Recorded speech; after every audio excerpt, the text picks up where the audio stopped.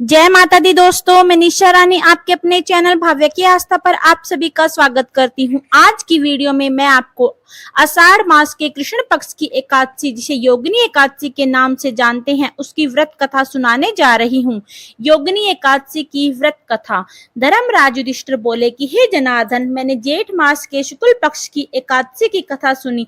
अब आप कृपा कर मुझे आषाढ़ मास के कृष्ण पक्ष की एकादशी की कथा का वर्णन कीजिए। इस एकादशी का नाम क्या है, इसका महत्व क्या है, वो सब वर्णन कीजिए। श्री कृष्ण जी बोले, हे राजन, आषाढ़ मास के कृष्ण पक्ष की एकादशी का नाम योगिनी एकादशी है।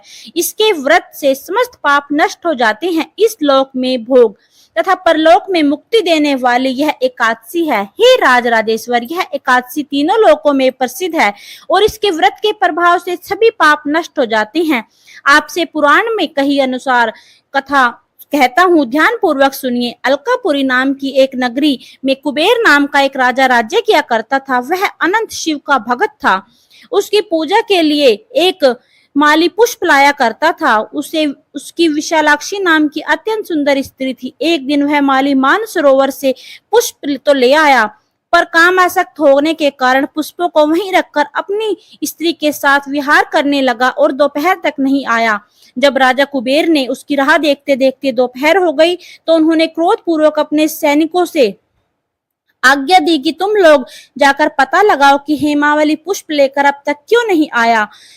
जब यक्षु ने उसका पता लगाया तो वह राजा कुबेर के पास आया और कहा, हे राजन, वह माली अपनी स्त्री के साथ रमन कर रहा है। यह बात सुनकर कुबेर ने हेमा माली में बुलाने की आज्ञा दी। हेमा माली राजा कुबेर के सम्मुख डर से कांपता हुआ आया। उसको देखकर राजा कुबेर को अत्यंत क्रोध आया और बोले, हे पापी, महानीच, कामी, तूने मेरे परम परमेश्वर ईश्वरों के भी ईश्वर शिव जी का अनादर किया है।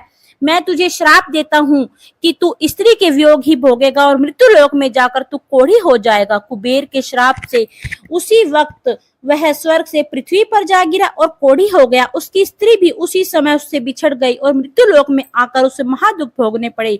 परंतु शिवजी की भक्ति के प्रभाव से उसकी बुद्धि मलिन नहीं हुई थी। उसे पिछले जन्म की भी सुध रही, इसलिए वह अनेक दुखों को भोगता हुआ अपने पूर्व जन्म के कर्म का स्मरण करता हुआ हिमालय पर्वत की ओर चलता रहा।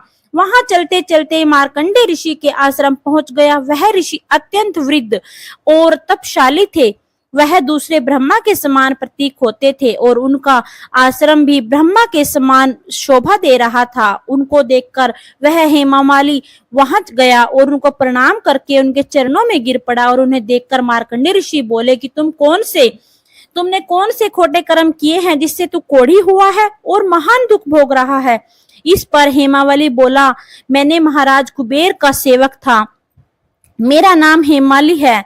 राजा की पूजा के लिए मैं नित्य प्रति पुष्प लाया करता था। एक दिन अपनी स्त्री के साथ विहार करते करते काफी देर हो गई और दोपहर तक पुष्प ना पहुंचा सका। इसी वजह से राजा कुबेर ने मुझे श्राप दिया है कि तू अपनी स्त्री का वियोग भोग और मृत्यु लोक में जाकर कोढ़ी होने का दुख भोगेगा।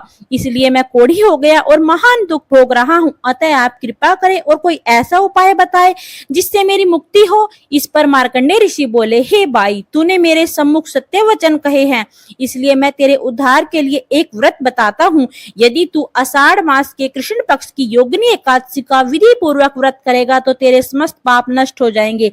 इस पर हेमामाली विधि पूर्वक व्रत किया। वह बहुत प्रसन्न हुआ और मुनि के कथन अनुसार योगिनी एकादशी का विधि पूर्वक व्रत किया। इस व्रत के प्रभाव से अपने पुराने रूप में आ गया और अपनी स्त्री के साथ रहने लगा। हे राजन, इस योगिनी एकादशी की कथा का फल 88,000 ब्राह्मणों को भोजन करवाने के बराबर है और इस व्रत से समस्त पाप दूर हो जाते हैं और अंत में स्वर्ग लोक की प्राप्ति हो जाती है।